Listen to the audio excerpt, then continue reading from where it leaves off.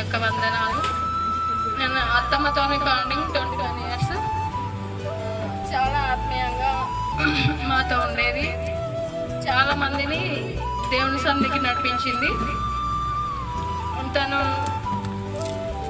దేవుని కోసం చాలా మంది రక్షణలోకి నడిపించింది. నిత్య జీవం కోసం చాలా మంది కోసం ప్రార్థన చేసింది. ఒక తెలియని సువార్థికురాలు.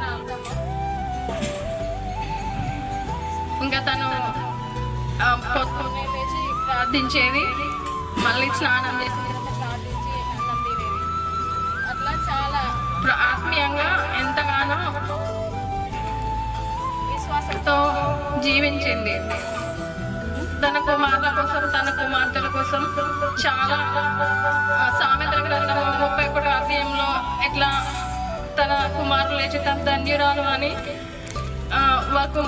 భర్త కూడా నువ్వు ధన్యురాలు అని చెప్పినట్టుగా తన మాతను కూడా అలాగే జీవించింది ఈ లోకంలో. తను మా మధ్యలో లేకపోవడం ఎంతో తీరని లోటుగా ఉంటుంది. అమ్మ కూడా మొన్ననే 10 months వస్తుంది అమ్మ చనిపోయి. ఆ లోటు కూడా మాకు ఉంటుంది. అత్తమ్మ లేకపోవడం కూడా మా మధ్యలో తీరని లోటు. తన అనారోగ్యంతో చాలా బాధపడింది, మస్తు సఫర్ అయింది. ఆ తోటి కోడలు కూడా చనిపోయింది. 2 years అవుతుంది. అందరి కోసం బాగా మెంటల్గా సఫరింగ్ అయ్యి అనారోగ్యంతో చనిపోయింది. కానీ ఆమె దేవుని సన్నిధిలో సంతోషంగా ఉన్నదని మేము నమ్ముచున్నాం. తాను నీతిమంతుల మరణము దేవుని దృష్టికి ఎంతో విలువైనది కనుక, కాకపోతే ఆమె సంతోషంగా ఉందని నమ్ముచున్నాం. కానీ మా మధ్య లేకపోవడం ఎంతో దుఃఖకరమైన విషయం. దేవుడి సాక్ష్యం తీర్చును కాక. మనకు కాపరి అయి నడిపిస్తున్నాడు.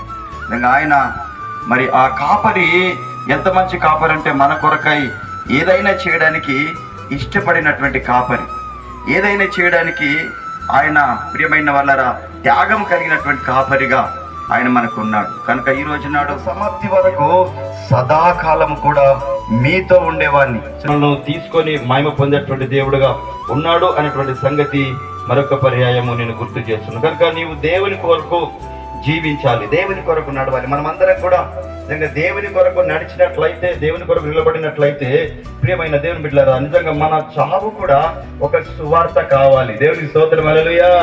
మన చావు కూడా ఒక సువార్త కావాలి. మన యొక్క ప్రార్థన, మన జీవితం ఒక సువార్త కావాలి.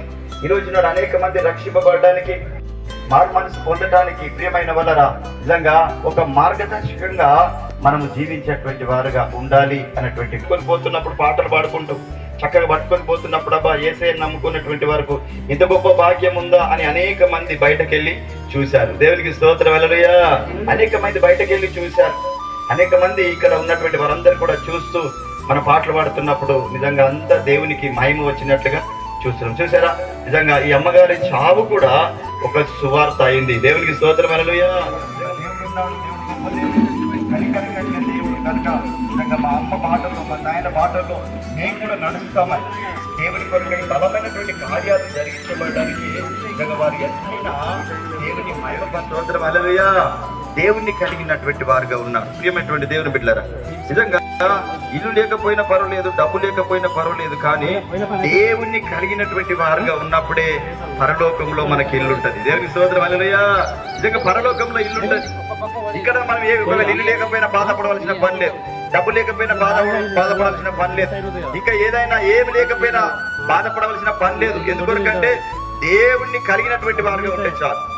దేవుని యొక్క మరి మార్గంలో మనం ఉంటే చాలు. దేవుని యొక్క మరి కృపలో మనం ఉంటే చాలు. ప్రియమైన వాళ్ళని నిజంగా అలా ఉంటే పరలోకములో ఉండే దేవుడు మనకి ఇల్లు ఇస్తాడు. దేవునికి స్తోత్రం హల్లెలూయా.